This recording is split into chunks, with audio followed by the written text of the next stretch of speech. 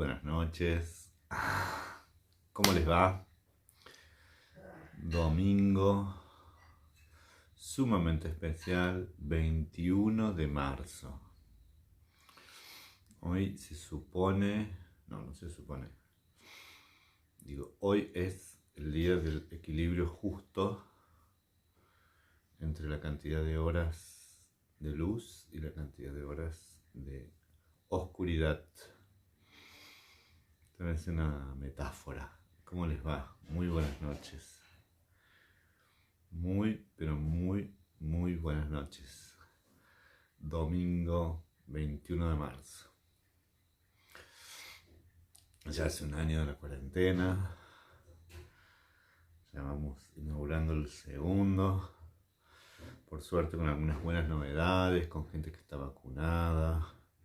Hola Olga querida, ¿cómo va? Olga Marzolini. ¿Quién veo? Josefina, Norma Reano. Me parece. ¿Quién más veo? Veo los circulitos. Cuando ustedes escriben y dicen hola, buenas noches, ahí sí puedo leer el nombre de la vida de la usuaria o de la. ¿Cómo va Norma? Bueno, yo sé que nos hemos metido. Hola Susana, me parecía que eras vos. Sí, porque hay como cielo. Les decía que en el día de inicio del otoño, un año juntos. Sí, qué loco, ¿no?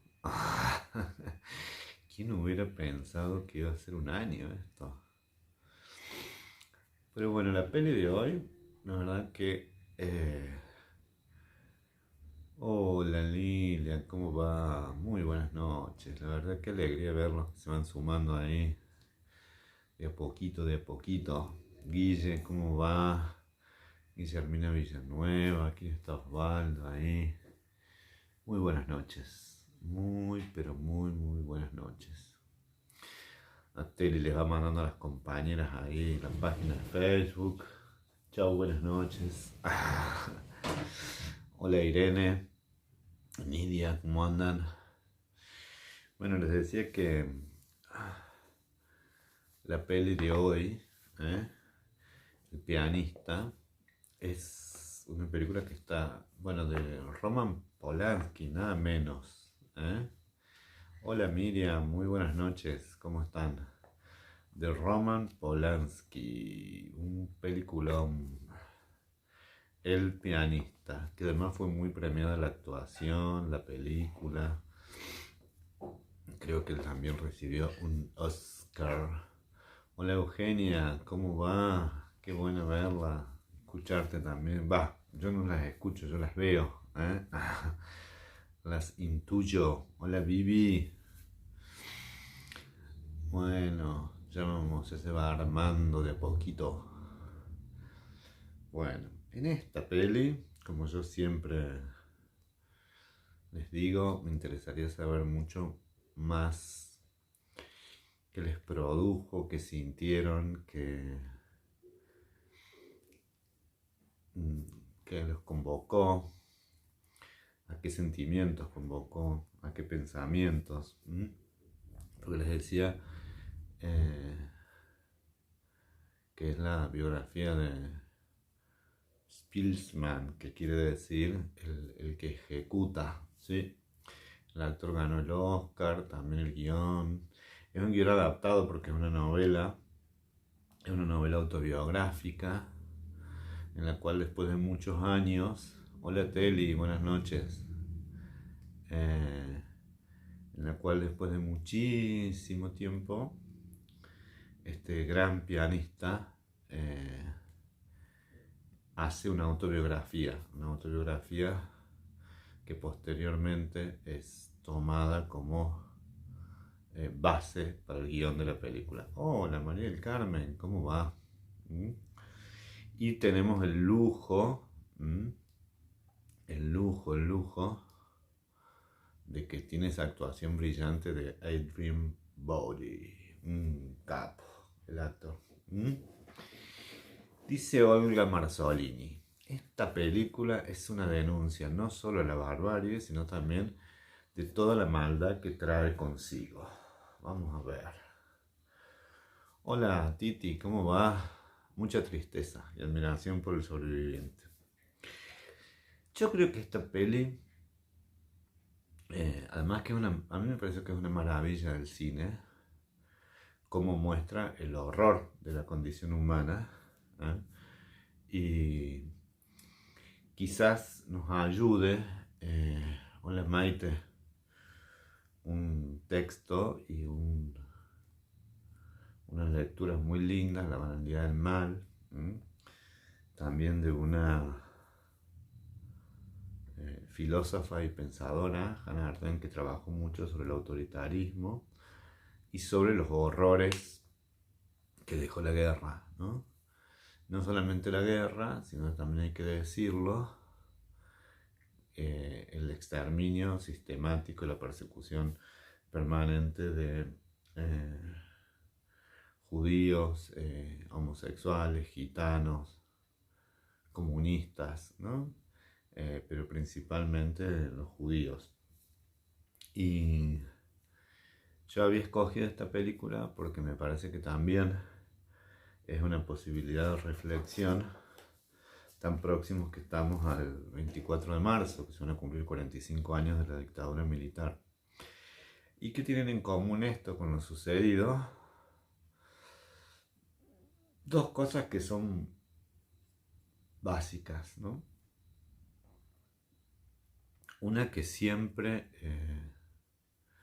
es necesario, hola Ana María, el adherir, cada uno desde su yo,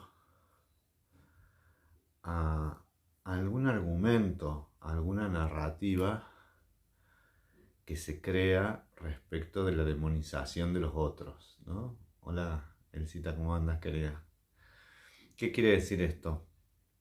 El hecho de ser un subversivo, el hecho de ser un judío, y que fíjense que la peli tiene una cuestión horrorosa, ya vamos a ir al pianista específicamente, y que está muy bien narrada, porque son como dos películas para mí, ¿no? Una es llegar al pianista solo y la otra la vida del pianista solo sin la familia, ¿no? Dice Norma que es una excelente película que muestra lo absurdo e inútil que son las guerras. Yo estoy de acuerdo con todas esas premisas, ¿no? Muestra el horror de que es capaz el hombre y también el arte como puede salvarnos. Sí. Hola Celes. Por eso les digo, si nos tomamos un tiempito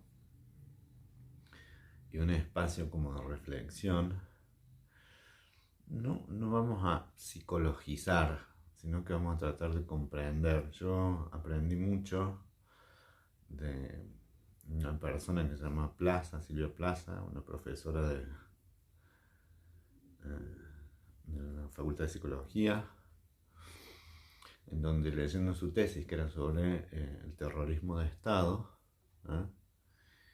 Aparecen algunas cosas puestas desde los dos lugares, ¿no? En esta película, desde la conformación, les decía, de los otros como unos enemigos, ¿m? Y que en varias oportunidades dice, hola, ¿cómo va Lali? En varias oportunidades mencionan, ellos dicen, ¿cómo? Si somos más en el gueto, si somos, ¿por qué no nos organizamos? Si en realidad somos muchos, ¿por qué no nos vamos? ¿No? Y uno, la verdad que por ahí se pregunta lógicamente, porque en realidad el terrorismo, más cuando está al lado del Estado, por eso les decía que acá no habría que leer solo el comportamiento de estos nazis como unos animales, como unos monstruos que cometieron atrocidades, sino que son parte de un aparato de terrorismo de Estado que es impune, que no tiene ningún límite, que no tuvo ninguna consideración al otro como un ser humano, pero que además se construyó de a poco una demonización y las razones, entre comillas, que pudieran justificar el exterminio de los judíos y sobre todo que fueran degradando la condición humana. ¿Mm? Hay muchas escenas y que es analizar esa familia ¿eh? En la cual es una familia rica, es una familia con mucha dignidad, es una familia que es referenciada como tantas otras y tiene dinero y van de a poco como no creyendo el corrimiento de los límites, ¿no? Hay una parte muy conmovedora en que están escuchando que Winston Churchill declara la guerra a Alemania, ¿m? Y ellos, entre medio, mientras escuchan, se escucha un discurso de Hitler, ¿no? Y lo primero que aparece es como esa concentración tanto del pianista como los de la radio, en donde quiere seguir tocando el piano, se quiere como mantener cierta normalidad y todo explota y todo se va desmoronando y ahí aparece una de las acciones básicas del terrorismo, que es ir generando como una cotidianidad degradada. Y hay otro momento en donde leen el diario, me parece, y dicen cómo tiene que ser la banda de los judíos, cómo va avanzando, ¿no? Primero no se los identifica, se los demoniza, se los caricaturiza, se va generando de a poco la normalización de que estos son culpables de algo, ¿no? Que algo han hecho, o de la pobreza alemana, o son los dueños de la avaricia, o son los ricos que han robado al Estado, pero se va construyendo, ¿no? Y se construye con el aparato del Estado, con los medios de comunicación que eran nazis, pero fundamentalmente se construye basado en el miedo. Además del hambre, el terror los va debilitando, ¿sí? Se va infiltrando el miedo, ¿no? Y el miedo se lo acompaña con el estigma, ¿no? Esta palabra tan utilizada en otros contextos, pero bueno, en la sociología, también en las religiones, como las marcas, ¿no? Que después en los campos de concentración serán los números que se le tatúan en los brazos, pero al principio es la banda blanca, en la cual fíjense cómo hay una estandarización. A mí me pareció muy buena eso, del mal, por decirlo así, ¿no? Dice, una estrella que tiene que tener 8 centímetros, que los anchos de las puntas deben ser de 2, sobre un fondo blanco, y debe ser azul. Y además la reparten esa banda los nazis, y se va generando, ¿no? La idea de que, bueno, esto hay que ponérselos para que nos identifiquen que somos los judíos, pero además que el resto los pueda diferenciar para segregar, ¿no? Para generar un Estado que promueve la acusación, un Estado que promueve el ocultamiento y sobre todo que pueda hacerse arbitrariamente para que dé mucho terror. Hay una escena en la que el señor viene caminando y 2 soldados lo detienen. Dice, ¿usted por qué no saluda?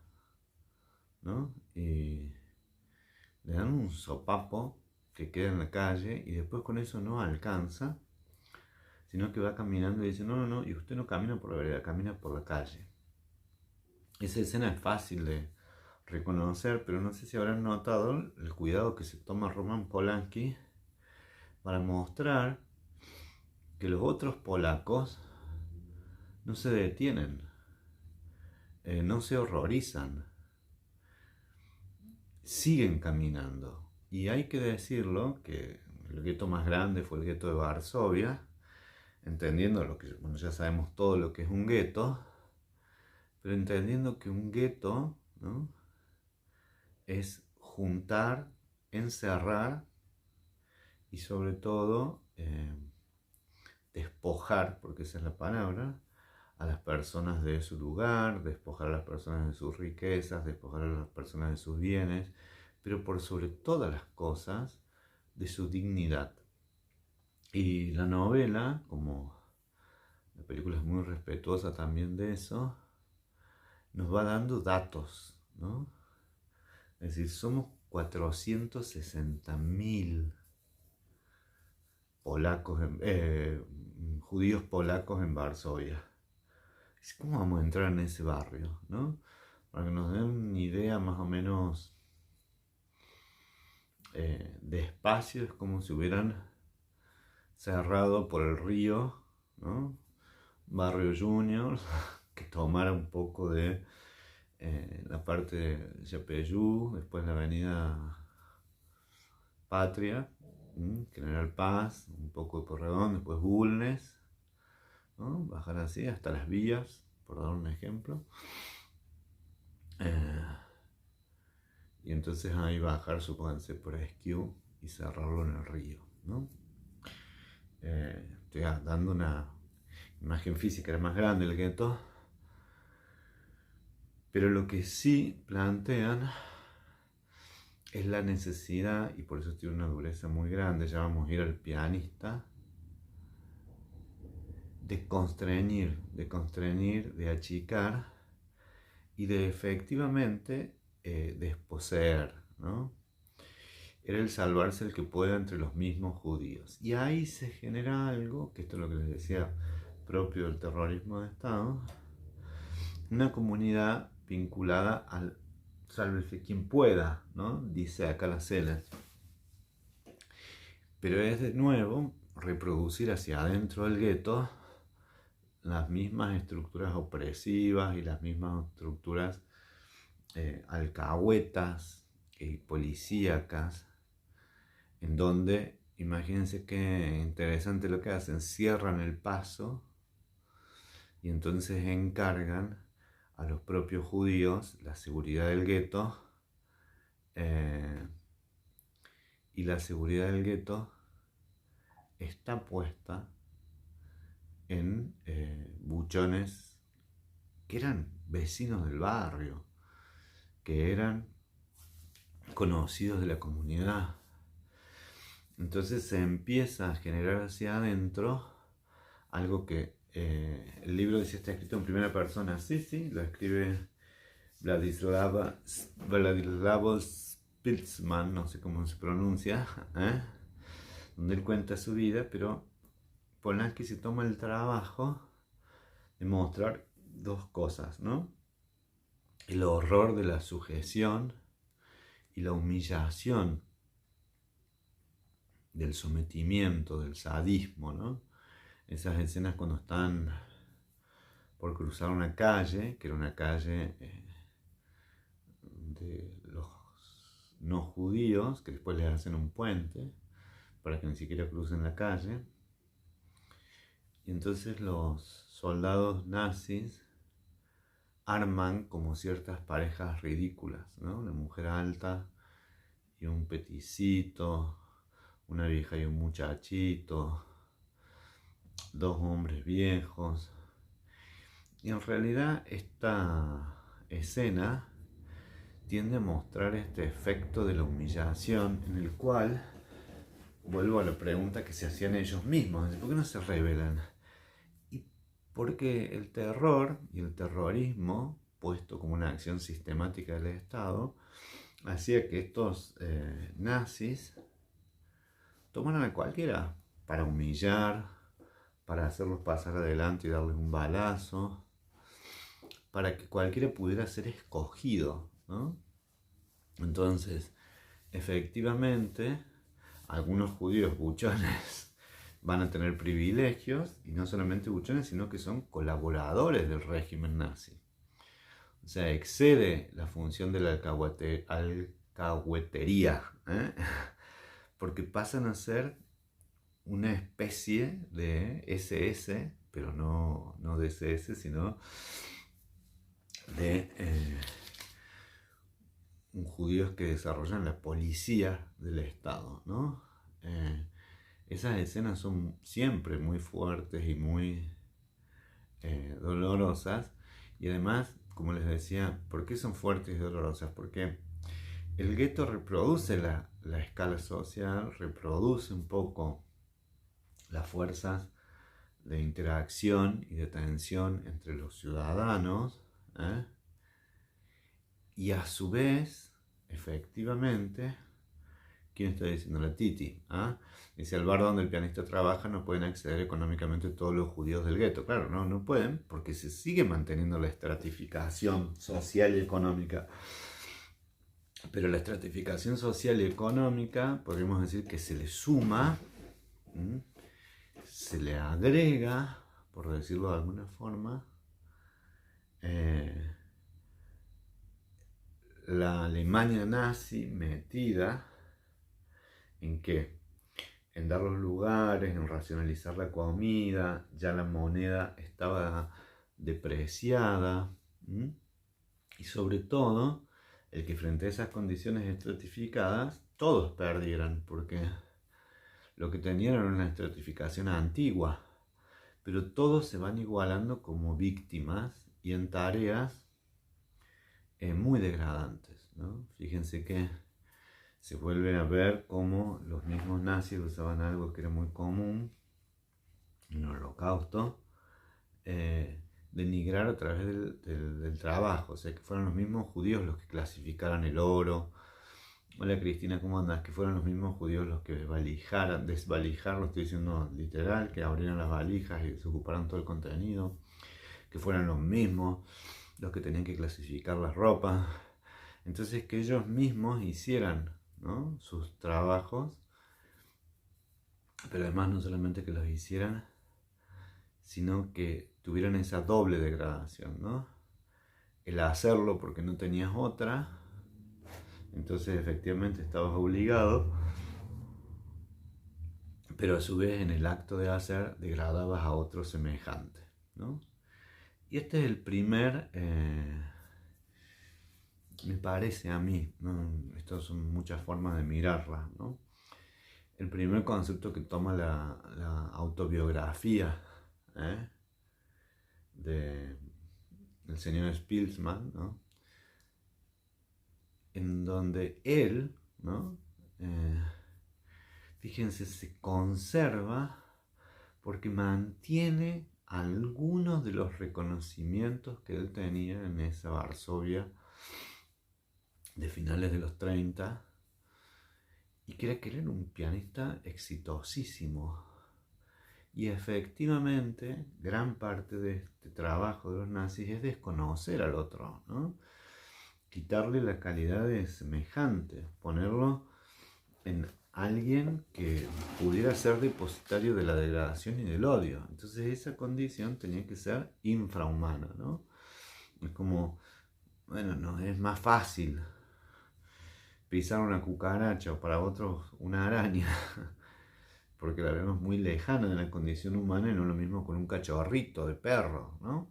Entonces lo que estoy diciendo parece una barbaridad, pero lo que se va construyendo es la deshumanización del otro, ¿no?, donde la vida no es que es indigna, sino la vida no tiene sentido para los semejantes judíos, sino que los administradores de esa vida, como administradores del gueto, son los nazis. Y ahí viene un concepto que lo utiliza mucho Hannah Arendt y muchos de los otros, que en gran parte del genocidio del nazismo había criterios administrativos. Miren lo que les estoy diciendo. Administrativos, ¿no? hasta edilicios, cómo se asignaban los lugares, cuántos entraban en un gueto, con qué frecuencia tenían que empezar a sacarlos del gueto hacia los campos de concentración. Pero además, cómo racionalizar las tareas. Entonces hay algo de banal en los cuales me parece que hasta Eichmann y varios de ellos mencionaban que ellos no hicieron un daño, sino que la solución final era administrar esta cantidad de población que comía, que era obviamente clandestinamente, no eran presos, ¿no? Exterminados, pero les resultaba a ellos un problema administrativo, ¿no? Ahí viene lo de la...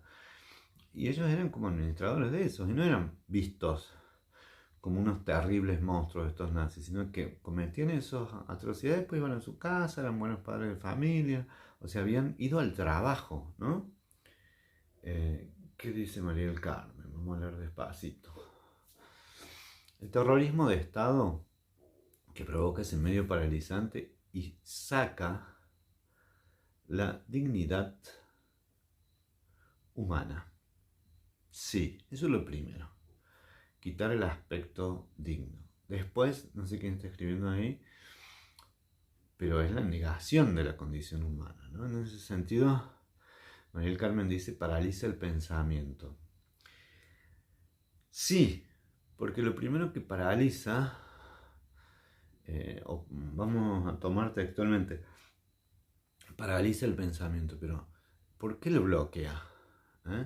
Cuando todos hemos vivido violencias, todos en algún momento, nos hemos quedado sin respuesta, ¿no? Decimos, ¿y qué hago? Como esas pesadillas en las que uno, lo único, se queda sin palabras, atragantado en el miedo, en el terror, sin siquiera poder gritar, ¿no? Auxilio, pedir ayuda. Entonces está, bueno, da la sensación, por la narración y por la película, que lo que muestra es lo que muchas películas han mostrado, pero está mejor que nadie, que hay un ahogo en ver la vecindad del sufrimiento. Hay una escena espantosa donde tiran por un balcón a un viejito que estaba en una silla de ruedas, porque a todos les dan la orden de pararse y obviamente si él es inválido no puede hacerlo, ¿no? Entonces esta cosa de desobediencia que se paga con la muerte, o una pregunta le dan un balazo en la frente, ¿no? Entonces, paraliza el pensamiento, paraliza la acción y deja como perplejos a todos, ¿no?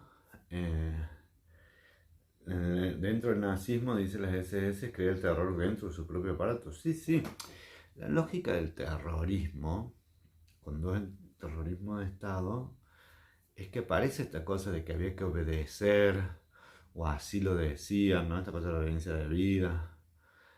Pero en realidad es la enajenación de uno como sujeto, ¿no? Como sujeto ético. Si no, puedo no matar, digamos. Pero como toda la estructura del Estado lo favorece, lo hace posible, por decirlo de una manera, y además genera las condiciones para que así sea, entonces los actos como quitar la vida es que uno estaba despojándose de esto, y la complicidad de los judíos también sirve para que se reproduzca el terror hacia adentro, ¿eh? Y la negación de esa condición humana es la arbitrariedad por la cual puede ser asesinado, ¿no? Ya sea un balazo o fusilado, como dice Inés, en la vía pública, sin juicio, sin nada. Pero a mí me gustaría avanzar un poco más. La arbitrariedad también está puesta en quien es salvado. Esto que les digo, en este proceso de anomia que se produce, en donde yo ya no soy yo, ¿no? En donde yo ya dejo de ser Andrés para ser otro judío, en donde ya no importa qué es lo que haga, ya no importa qué es lo que sienta, sino ni lo que sirva, sino lo que importa ya en este momento, ¿no? Y esto para mí es importantísimo, es el problema que le traigo al régimen. Este problema, digo, de bulto, de comida, de esto. Hay una cuestión que hace al terrorismo, que es la arbitrariedad de la salvación, ¿no? Es decir, bueno, a este lo salvamos. ¿Por qué? Porque me cayó simpático. ¿O por qué? Porque algo sobrevive en esta destrucción que es la vida del pianista. Algo sobrevive de él, comprendiéndolo que él no tiene la culpa, porque esto es lo que también se trabaja, ¿no? En donde él es distinguido en dos oportunidades por el mismo judío. Una cuando saca a su hermano de la prisión, el hermano está enojadísimo, y la otra cuando él es separado de la lista de los que van al campo de concentración. Lo sacan del tren.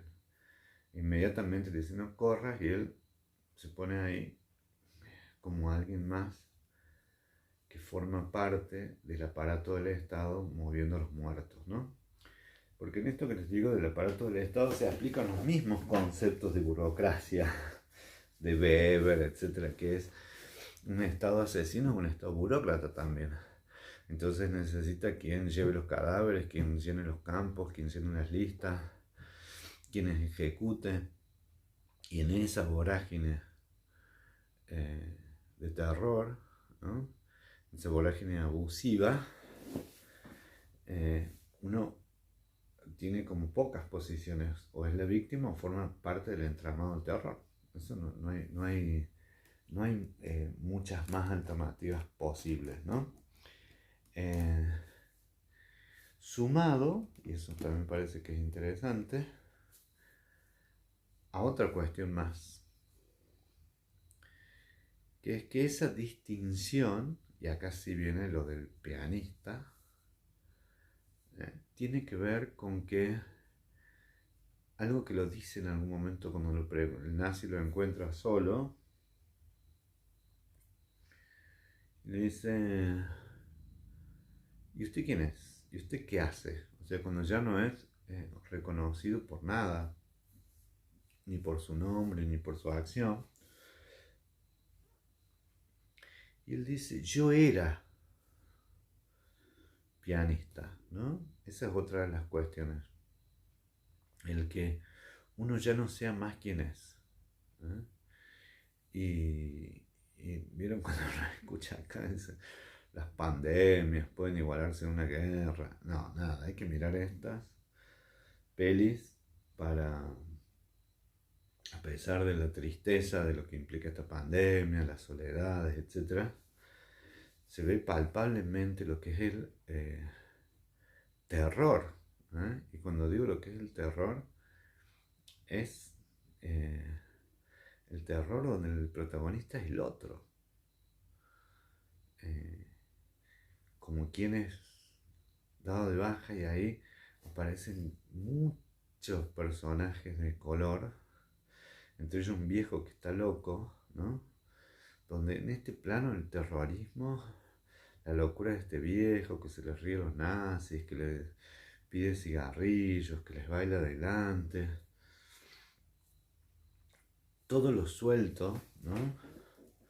De locura y de sufrimiento está presente todo el tiempo, ¿no?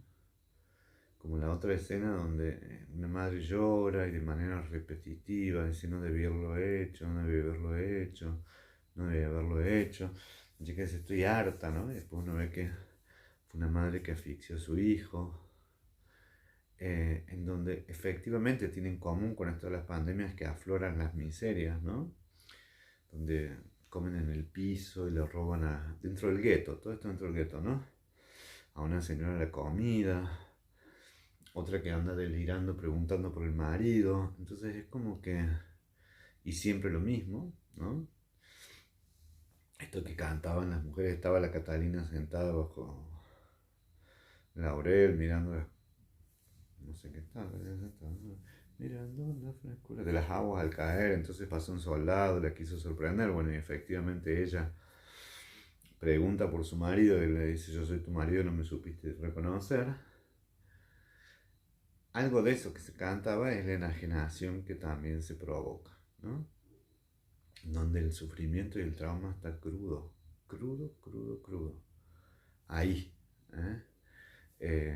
Todo el dolor está eh, abrazado por el fuego, digamos, del horror, pero además es una devastación, porque uno camina y es barro, miseria, robos, ¿no?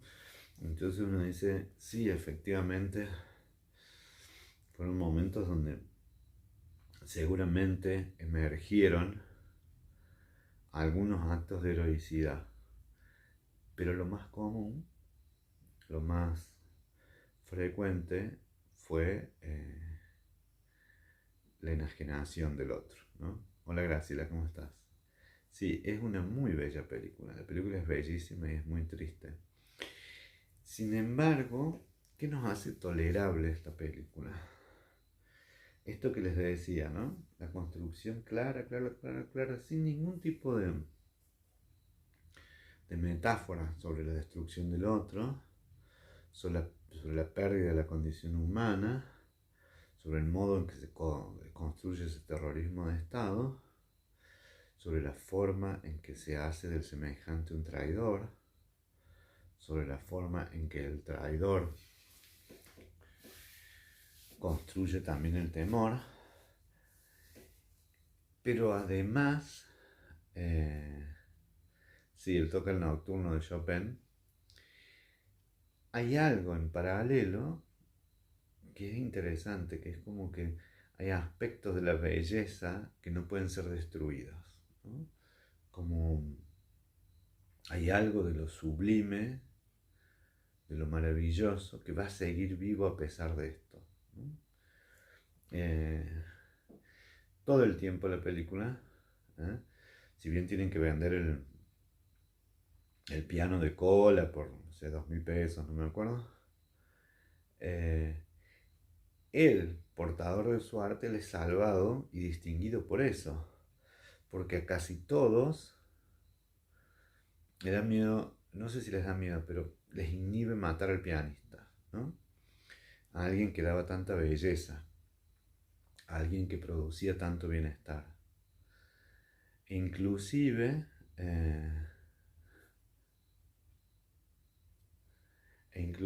en esa locura, efectivamente, como dice Olga Marzolini, lo salva el hecho de ser pianista, ¿no? Y el oficial alemán lo ayuda porque le gusta cómo toca el piano y la música, eso es central. Pero antes, para que él llegue a esa salvación, hay varias escenas, ¿no? En una me acuerdo que dice, usted no sirve para mover ladrillos, ¿no? En la cuadrilla esa que queda. Usted es un pianista, ¿no? No tiene manos para mover ladrillos, como diciendo, semejante productor de belleza está fuera de lugar en este barro de miseria, ¿no?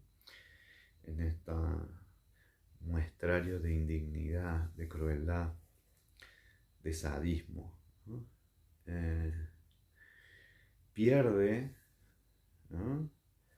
El sentido también por ahí de destruirlo a él, porque en la destrucción hacia él están destruyendo algo de la belleza de la condición humana, ¿no? Entonces aparece, les decía, como para mí una segunda película, una película dentro de la película, que es la terrible soledad que vive él sobre el final de la guerra, ¿no? Porque no se sabe cuánto es, si son 2 semanas, si son unos meses, pero si bien es como tanto el relato de un sobreviviente, ¿no? El relato resiliente de un sobreviviente, o sea que tuvo una condición excepcional que no debió sumarse al terrorismo, sino que efectivamente como víctima zafó, porque muchos, la mayoría de ellos, todos fueron, inclusive estos judíos sometidos a ser cómplices, fueron víctimas del terrorismo, eso no hay duda. Ahora bien, hace un poco hincapié en donde la pureza de Chopin, creo que toca Schubert también, la pureza del piano, eh, produce una diferencia de lo horroroso de la condición de los nazis, ¿no? Entonces les decía, esta película, dentro de la película, es cuando él salta los muros del gueto y se ve así Varsovia en escombros, ¿no? Cuando se ve realmente derruida, en ruinas, ¿no? Porque la verdad que convengamos que Polonia no le fue bien por ningún lado, ¿eh? No le fue bien ni antes de la guerra, están pegados en un país fronterizo a Alemania, invadido por los alemanes. Hola Norma, ¿cómo estás, querida? Bienvenida. Y a su vez después por una invasión brutal de parte de los rusos, ¿no? O sea que había un sufrimiento muy grande en el pueblo polaco, en la guerra, antes de la guerra y en la posguerra. Y en esta desolación, porque es así, hay algo también que lo conserva a él, que es el recuerdo de sí mismo como músico y de su música, ¿no? Por eso les decía que me parecía importante decir, yo era músico, pero en realidad cuando él recupera el piano, el nazi aparece en búsqueda de belleza y en algo de compasión, ¿no? Entonces me pregunto, ¿por qué no le da un balazo? ¿Por qué no lo delata? ¿Eh? ¿Por qué? La verdad que va a ser muy difícil que nosotros respondamos a ese por qué. Como bien lo esbozaba Olga, lo salva el hecho de ser pianista, ¿no? La oficial de Nueva York porque le gusta cómo toca el piano. Sí, y casi les diría, porque también la biografía y la peli muestran algo que me parece que es interesante, que es que a pesar del espanto, por eso les decía que hay algo de banalidad, estos fulanos no eran unos monstruos, unos Godzilla, unos aliens destructores de todo el tiempo, eran tipos que tenían sus familias, como les decía antes, que había algo como banal, ellos iban a trabajar, se acaba la guerra y volvían como prisioneros, o sea, había algo de humanidad en estos seres, en los cuales en ningún caso lo estoy justificando, pero eran partícipes del genocidio y del terrorismo, lo cual los hace absolutamente culpables, pero había en ellos también algo de reconocimiento de la, sí, de Hannah Arendt, del reconocimiento de la propia humanidad puesta en el otro, en aquello que no pudieron salvar, ¿no? Es muy común, hay mucha, yo ya no sé si es historia, si son anécdotas, o si es una cuestión mítica, que querían salvar muchas obras de arte, ¿no? O que mantenían, por ejemplo, orquestas con pianistas y con violinistas judíos en los campos de concentración, ¿no? O sea que también lo que muestra es que aunque fuera por el más egoísta de los motivos, aún en los campos de concentración, como les decía, aún en los saqueos que hicieron a las familias judías de obras de arte, la codiciaban, no solo para la venta, sino también por algo de la posesión de esto. ¿Qué dice Nidia? Se lo salva el hecho de que un alemán logra aprender la belleza del arte. Estamos totalmente de acuerdo. Le sumaría, no es que no esté de acuerdo, sino que le sumaría lo que dice Nidia a lo que dice Olga, que a él lo salva el arte que todavía vive en él. Eso me parece que es interesante. Él no entierra el arte, él no ejecuta, pero la primera vez que lo toca después de tanto, se ve que tiene como las manos destruidas, como entumecida el alma, ¿no? Pero lo que hay de él, de talento, de brillante en el medio de la guerra, con la barba, hecho bolsa, flaco, sin comer, habiendo perdido al padre, a la madre, a las dos hermanas y al hermano, habiendo perdido amigos, todo. Por eso les digo que por ahí no sé cuántas pérdidas en esta cuarentena. Sí, sí, ha habido pérdidas, ha habido dolores. Mi corazón hoy sigue estando con Raquel Altamira, que falleció, con sus hijos, con sus nietos. Pero lo que muestran este tipo de novelas es que eso es el horror más espantoso, que también lo vivieron las víctimas del terrorismo de Estado de Argentina, que se va a cumplir 45 años, en el cual la única salvación fue el encontrarse con sí mismo o con el otro a través del arte, ¿no? Y se parece un cuento de Borges, donde un bárbaro pasa a defender una ciudad italiana, sí, que estaba atacando, eh, para defenderla admirando la belleza de Bérgamo. Sí, porque hay algo de eso, que es que la música lo vuelve o nos vuelve a la condición de humano que se nos da por perdido, ¿no? Esta cosa de embicharlos, ¿no? De que todos fueran como... Los alemanes tienen palabras como Kakerlak, por ejemplo, para los extranjeros, que quiere decir cucaracha. Mil epítetos que igualaban y demonizaban a los judíos como bichos. Entonces, todo eso generaba una descalificación de la condición humana, una degradación. En cambio, cuando se encuentra con la música, es capaz de acercarle comida y de acercarle que sobreviva, ¿no?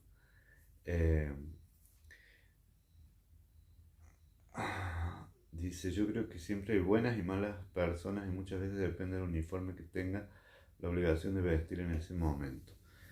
Yo lo comparto relativamente, Olga.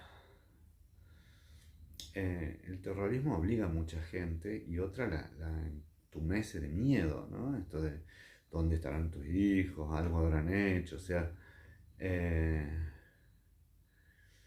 pero no hay que quitarle la culpabilidad a los nazis, por más que este haya sido un nazi piadoso, porque eso nos muestra en una historia su capacidad de empatizar y de qué.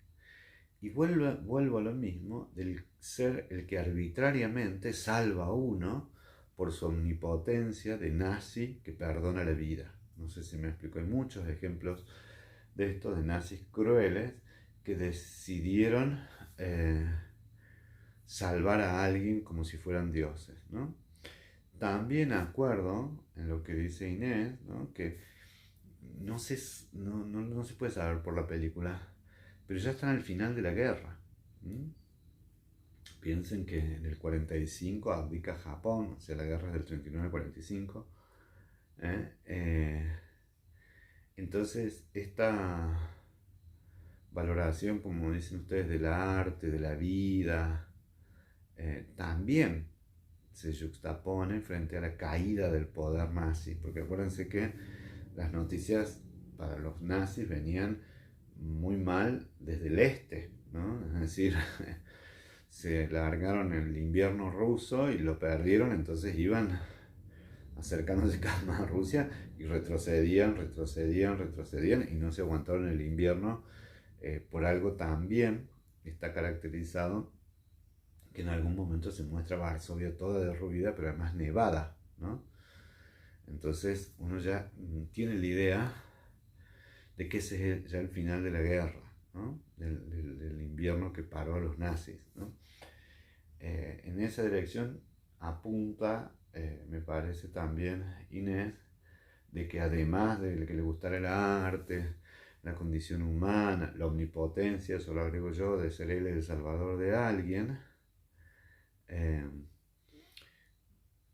pero además de todo eso, había algo de la condición de la víctima que lo salvó, que era mostrarse y ser como quien tenía valor. Que dice, no queman París, como fue la orden de Hitler, por no destruir el arte. La música para mí queda en la fibra más humana y profunda de la persona. Estoy totalmente de acuerdo. él dice, no salva al jefe nazi, que lo salva él, es cierto. Y se le pide a través de un compañero de radio el momento de ser liberado. Sí, tal cual, eso es importante, ¿no? Él dice, se lo vuelvo a leer, dice, él no salva al jefe nazi, que lo salva él. Y se lo pide a través de un compañero de radio el momento de ser liberado, ¿no? Pero sí es interesante, yo no sé si lo entendí bien en la Titi, que hay algo que es importante, que es el nombre. Él le trata de decir un nombre, el otro no lo reconoce, entonces vuelve a ver si encuentra algo de esto, ¿no? Eh, Vuelve a ver si encuentra algo de quién lo salvó, y entonces además sobresale el nombre del pianista, ¿no? Es decir, es alguien en medio de la nada, es alguien en medio de la atrocidad, de la anomia atroz, ¿no? Dice, posiblemente no delata porque a pesar de obedecer órdenes, hay en el alemán que quiere salvar la parte humana, conserva como él dice, porque nos tuvimos que encontrar. Sí, ahí viene algo eh, también de la condición humana, de esto que sostiene el nazi, que dice, no, nosotros tenemos que estar en este momento, Dios quiso que así sea, ¿no? Como también salvar desde la condición humana de, valga la cita de doña Hanna, eh, de la condición humana del nazi, algo de salvarse él mismo, ¿no? Salvando al otro, salvarse algo él mismo. Eh, Esto que les decía, esa omnipotencia del poderoso, es decir, yo te perdono, ¿no? Entonces algo de mí se salva con ese perdón. Dice, pero además se ve el final, dice, se están yendo y se ve en la misma posición. Sí, todo, Laura, estoy totalmente de acuerdo, pero también diría esto, que todo esto también es el capítulo del final de la guerra, ¿no? Es decir, la película es muy buena porque comienza antes de la guerra y termina con la salvación de los rusos, en donde casi los matan también por el sobre todo. Y usted, ¿por qué tiene ese sobre todo? Porque tenía frío, dice el tipo, ¿no? Es decir, como diciendo, ¿qué quiere que? No me importa si soy nazi, ¿no?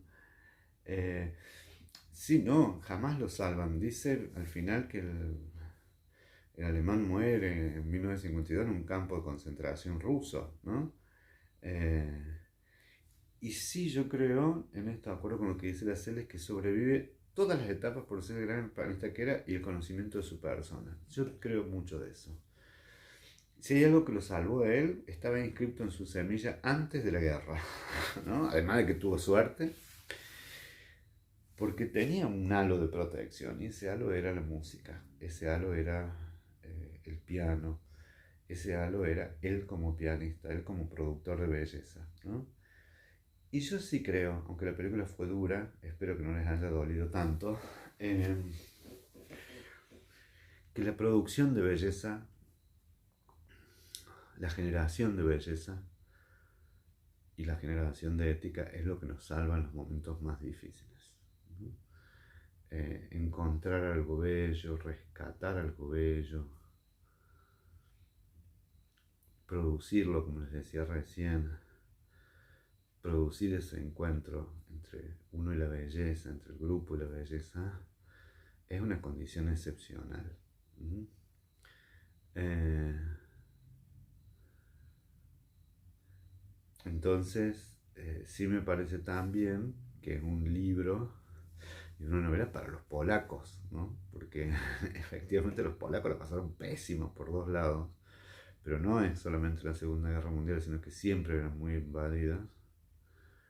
Y en esa misma condición de ser vapuleados por un lado y por el otro, han sido víctimas eternas, eternas, eternas, eternas, ¿no? Eh, yo no sé si sobrevive por ser artista, pero sí lo que estoy seguro es que el arte sobrevive a la guerra.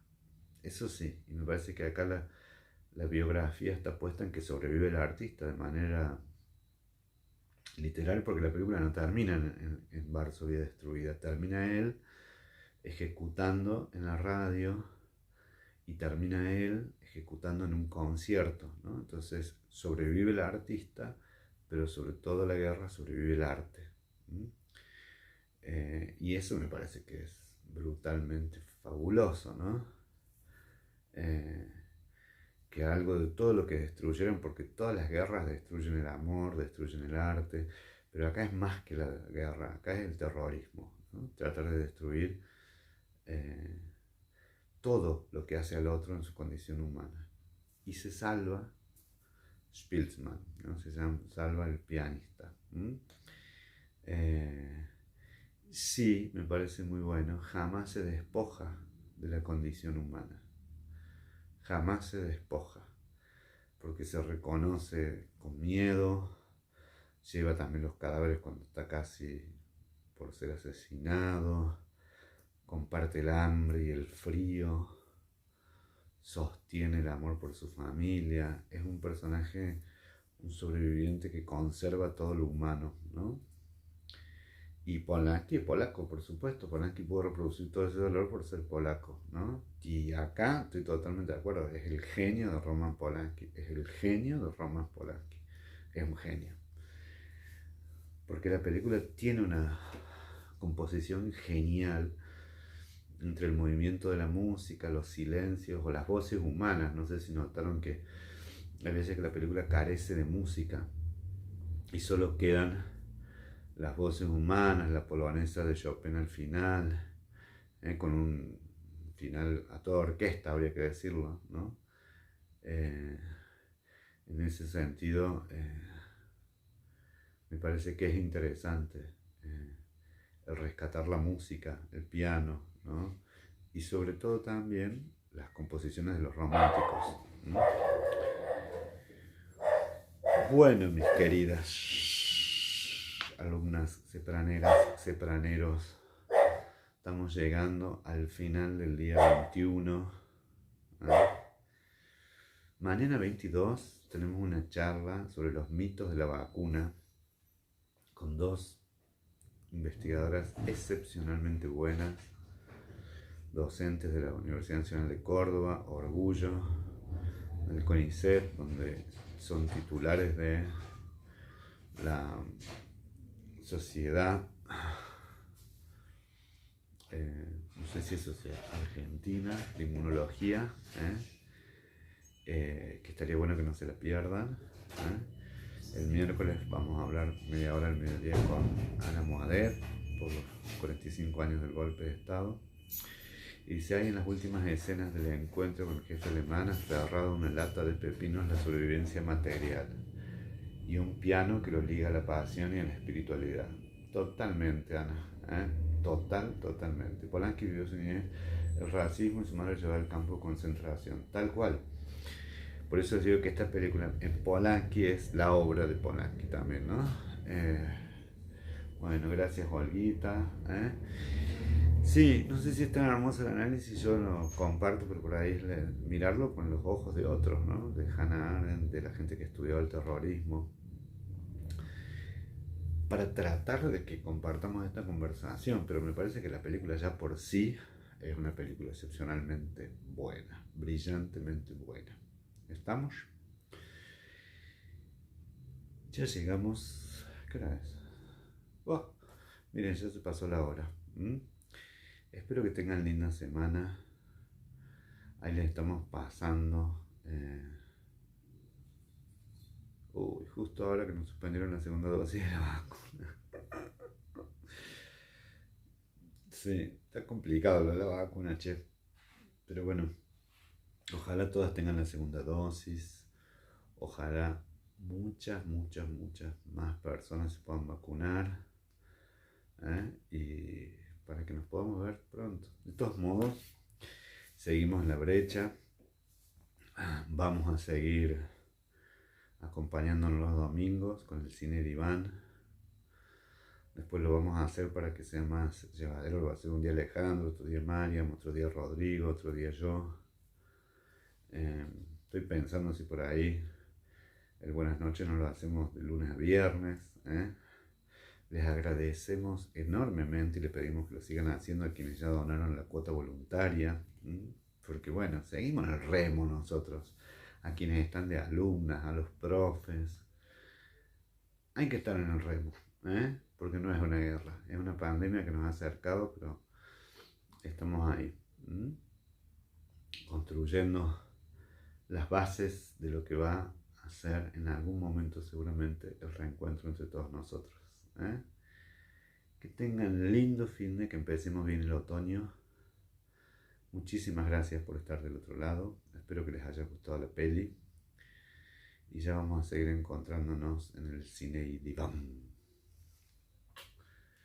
Chao. Que tengan lindísima noche. Muy buenas noches y gracias Ana María Reyes también. Todas las noches y los días durante todo un año. Así va a ser, Irene. Ojalá tengamos la fuerza, la voluntad y el deseo de seguir haciéndolo. Yo creo que sí, porque de otro lado están ustedes, que son un gran aliento. Un gran aliento. Y ese es el sentido de nuestra misión. Señoras, chau. Buenas noches. Chao, Titi querida. Adiós, adiós.